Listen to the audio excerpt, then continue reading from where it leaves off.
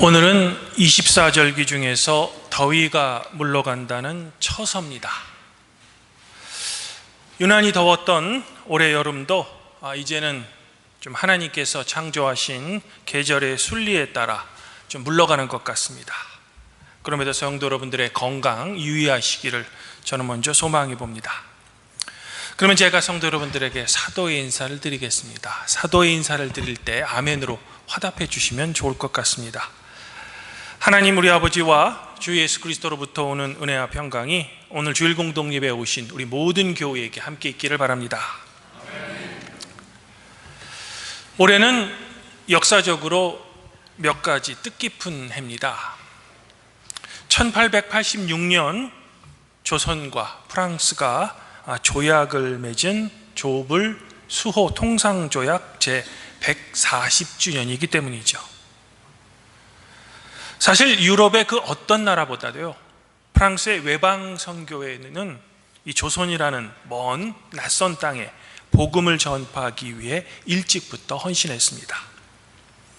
그러나 안타깝게도 1866년 병인 박해로 인해 이제 프랑스의 많은 신부들 그리고 수많은 천주교 신자들이 양화 나루터에서 피를 흘리며 순교합니다. 누에의 머리를 닮았다 라는 의미의 잠두봉이다 라고 불린 이곳은 이후 수많은 순교자들의 목이 잘린 곳이라고 해서 절두산으로 이름이 바뀝니다. 특별히 올해는 병인박해 제160주년이 되는 해이기도 합니다. 그런데요, 복음 전파를 위한 순교는 단지 천주교만의 역사가 아니었습니다. 바로 같은 해인 1866년 대동강에 미국의 상선 제러멀 셔머노를 타고 조선에 온 영국의 젊은 개신교 선교사가 있었습니다. 조선군 간의 전투로 불타는 데에서 탈출해 대동강변에 발을 디뎠지만 이내 잡혀서 조선 군인에 의해 순교당합니다. 이때 이제 성경을 조선 군인에게 전했다라고 전해지기도 합니다. 이 사람이 바로 한국 개신교 최초의 순교자로 기억되는 토마스 선교사입니다. 올해는 그의 순교 제160주년이기도 합니다. 사랑하는 성도 여러분, 그러면 프랑스의 젊은 신부들과 영국의 선교사 토마스는 도대체 왜 무슨 용기로 하나뿐인 목숨을 걸고 이 머나먼 조선 땅에 와서 복음을 전파하려 했을까요? 무엇이 그들로 하여금 죽음 앞에서도 두려워하지 않는 주님의 제자가 되었을까? 인간의 역사에서 이와 대조되는 가슴 아픈 역사가 있습니다. 바로 나치의 T4 작전이라는 겁니다. 히틀러는 1933년 드디어 독일의 정권을 장악합니다. 이후 히틀러와 나치 정권은 아주 차가운 계산법을 세상에 적용합니다. 이른바 T4 작전이라는 비밀 학살입니다. 먼저 나치는 독일 국민을 향해 이렇게 선동합니다. 장애가 있는 아이들, 정신적으로 아픈 중증 환자들을 국가가 돌보느라 왜 여러분의 세금을 이들에게 써야 합니까?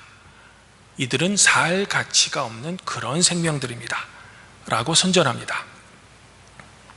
끔찍하게도 나치는 가스실을 만들어 약 20만 명이 넘는 장애인들과 약자들을 흔적 없이 세상에서 지워버립니다. 여기서 더욱 가슴 아픈 점은 사랑을 외치고 이들을 보호해야 할 당시 독일 교회의 대다수가 이 서슬퍼런 칼날이 무서워서 그냥 침묵하고 방관했다는 사실입니다. 예수님은 나의 그리스도십니다 라는 진짜 신앙 고백을 잃어버린 교회는 세상의 무서운 권력 앞에 이토록이나 무력하고 비겁해질 수밖에 없는 겁니다. 마치 일제강점기 시절 신사참배에 무릎 꿇은 조선의 교회처럼 말입니다. 하지만 그 캄캄한 어둠 속에서도 신앙 고백을 유지했던 그리스도인들은 있었습니다. 독일 베델의 장애인 복지시설을 운영하던 프리드리 본 보델 슈빙 목사가 대표적입니다. 나치 정부는 이 복지시설에게 이제 가스실로 보낼 장애인 아이들의 명단을 적어서 제출해라 라는 총칼로 위협합니다. 그러나 보델 슈빙 목사는 온몸으로 이 요청을 막아서며 이렇게 외쳤습니다. 이들은 당신들이 주장하는 대로 짐이 아닙니다. 하나님께서 우리에게 맡겨진 보석 같은 생명입니다. 내 목에 칼이 들어와도 나는 이 살해 명단에 한 줄도 적을 수 없습니다. 결국 보댕 슈빌 목사님의 목숨을 건 이 저항 때문에 베델 복지시설의 장애인들은 목숨을 유지합니다. 그리고 이런 용기는 꼬리를 물고 이어지죠.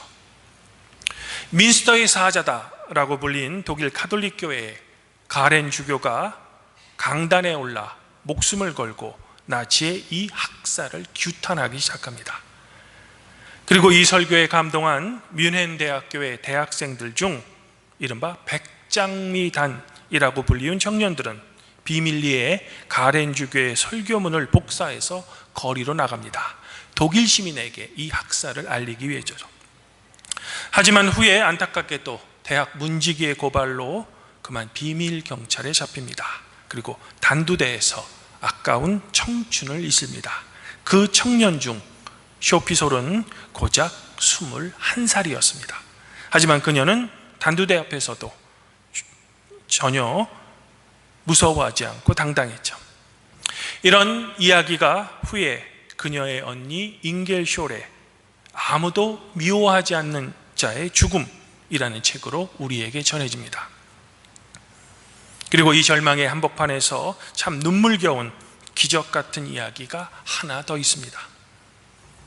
백장미단의 청년들이 처형당한 후 나치의 보복이 두려워서 그 누구도 남겨진 유가족들을 돌보지 않았습니다. 오히려 이웃들은 문을 걸어잠고요, 이들을 외면했습니다. 자기도 죽을까 무서웠던 거죠. 하지만 그때 삼엄한 감시를 뚫고 홀로 유가족들의 손을 잡아주며 이들에게 쌀과 생활비를 대준 외로운 지식인이 있었습니다. 놀랍게도 이 사람은 독일 사람이 아닙니다. 일제의 탄압을 피해 독일로 망명 중인 압록강이 흐른다의 작가 이미륵 박사입니다. 나라와 민족은 달랐지만 이들이 보여준 공통점이 있죠. 세상이 아무리 차갑고 무서워도 인간이면 지켜야 할 가장 따뜻한 사랑, 그리고 인간의 양심을 버리지 않았다는 사실입니다. 사랑하는 성도 여러분,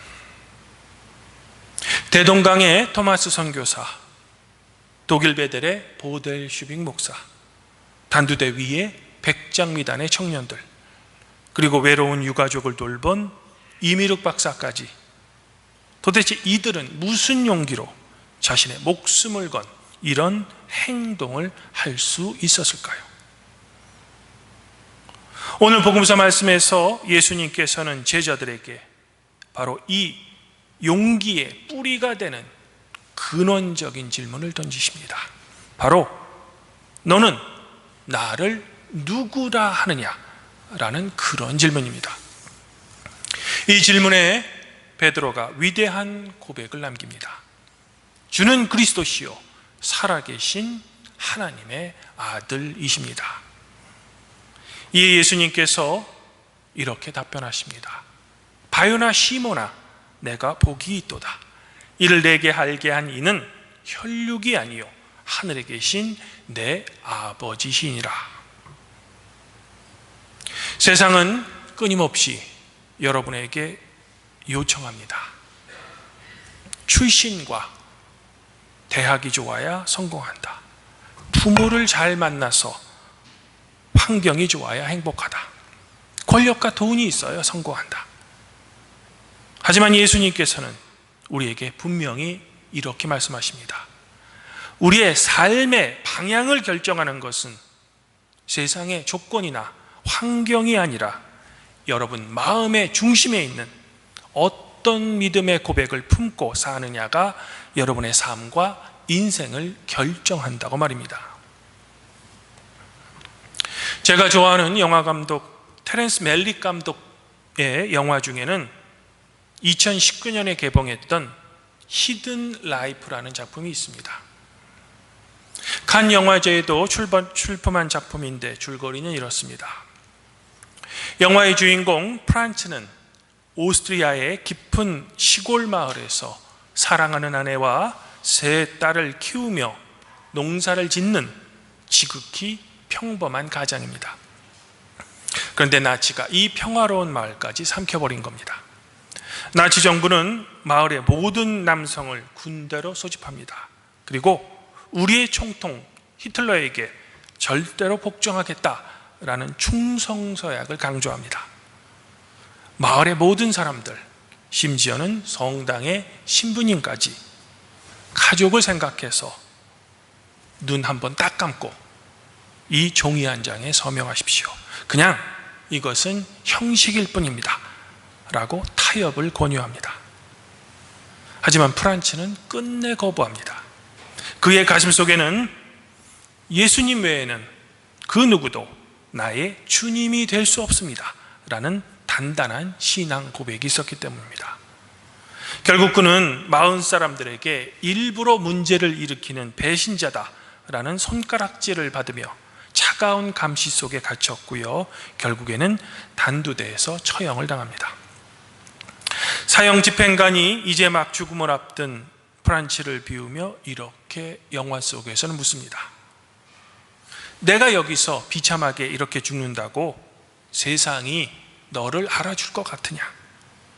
아무도 모르는 곳에 죽어가는 너의 이런 고백이 도대체 무슨 의미가 있느냐? 그때 프란츠는 평안한 얼굴로 고개를 저으며 사형 집행관에게 이렇게 대답합니다. 사람들은 모를지라도 하나님은 아십니다. 내 고백은 결코 헛되지 않습니다. 프란츠는 대단한 정치가도 영웅도 아닙니다. 그저 성도 여러분들처럼 매일 땀 흘려 일하고 가족을 극진히 사랑했던 아주 평범한 일상의 사람입니다. 하지만 그 평범한 한 사람의 삶을 위대하게 만든 것은 나치의 삼엄한 감시도 아니고요, 죽음 앞에서도 꺾이지 않는 그의 올바른 믿음의 신앙 고백이었던 겁니다. 후에 프란츠는 참된 순교자로 인정받아 로마 교황청에 의해 거룩한 순교자의 반열에 오르게 됩니다. 사랑하는 성도 여러분, 우리가 잘 알다시피 베드로는 위대한 고백을 하고서도 얼마 뒤에 세상이 무서워 예수님을 3번이나 모른다라고 도망쳤습니다. 어쩌면 저와 여러분의 모습일 수 있습니다. 매번 결단하지만 세상 앞에 넘어지는 우리의 연약한 말입니다. 하지만 주님께서는 그 연약한 베드로를 결코 버리지 않으셨습니다. 베드로의 마음 깊은 곳에 새겨졌던 그 고백 하나를 주님께서는 끝까지 붙잡아 주셨고 결국 평생 주님을 따르는 위대한 사도이며 순교자로 베드로를 변화시켜 주신 겁니다. 이처럼 교회의 역사 속에는 세상의 거대한 권력에 맞서 오직 하나님의 말씀만을 붙잡았던 종교개혁자들의 목숨을 건 투쟁도 있었습니다. 1521년 보름스 국회 청문회 자리에 선 루터는 너의 주장을 철회하지 않으면 목숨이 위태로울 것이다 라고 위협하는 황제와 로마 교황청의 서슬퍼런 위협 앞에서도 결코 무릎 꿇지 않았습니다.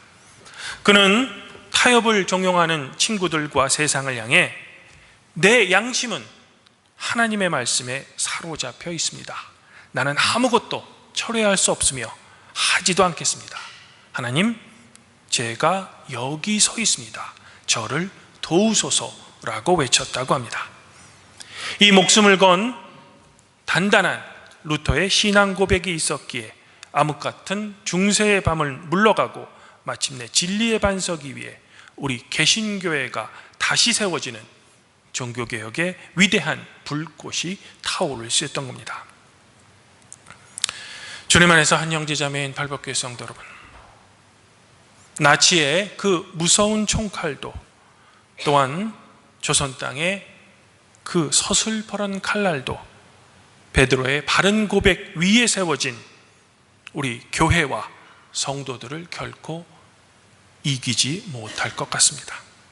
오늘날 우리에게 필요한 순교는 단두대 위에서 피를 흘리는 그런 거창한 일이 아닙니다. 바로 여러분의 직장에서, 학교에서, 여러분의 가정에서 세상의 이기적인 계산법과 우리가 믿는 하나님의 말씀이 서로 부딪힐 때, 그곳이 바로 우리가 마주한 일상의 절두산인 겁니다. 남들을 속이고 짓밟아야 네가 성공한다 라는 세상의 차가운 풍랑 속에서도, 또는 조금 바보처럼 보일지라도 세상을 향해 침묵하지 않고 나는 예수 그리스도를 나의 주님으로 믿는 그리스도인입니다 라며 정직을 선택하고 따뜻한 사랑을 우리의 이웃에게 건네는 것, 그것이 바로 오늘날 우리가 드려야 할 우리 삶의 진짜 신앙 고백이자 일상의 순교일 겁니다. 우리가 이제 함께 부를 찬송가의 가사처럼 무섭게 바람 부는 밤, 물결이 높이 설렐지라도 여러분을 유혹하는 세상의 조건에 결코 흔들리지 마시고 오직 예수 그리스도라는 든든한 반석 위에 단단히 서시는 우리 발벗교회 모든 성도이기를 저는 먼저 소망해 봅니다. 이번 한 주간 여러분들이 서 계시는 그 일상의 자리에서 솔직하고 담백하게 그리스도의 힘을 여러분의 삶으로 증명해내는 주님의 참된 제자이기를 더불어 소망해 봅니다. 이러한 신앙 고백과 이 신앙 고백을 믿는 삶을 치열하게 사시는 우리 발벗교회 모든 성도 여러분들 각자와 여러분의 가족 구성원 위에 성삼위 하나님의 따뜻한 격려와 그분의 자비가 항상 함께 있기를 성부와 성령과 함께 우리의 구원자이신 성자 우리 주 예수 그리스도 이름으로 간절히 축원드립니다. 그리하면 모든 지각에 뛰어나신 하나님의 평강이 그리스도 예수 안에서 성도 여러분들의 마음과 생각을 지켜주실 것입니다.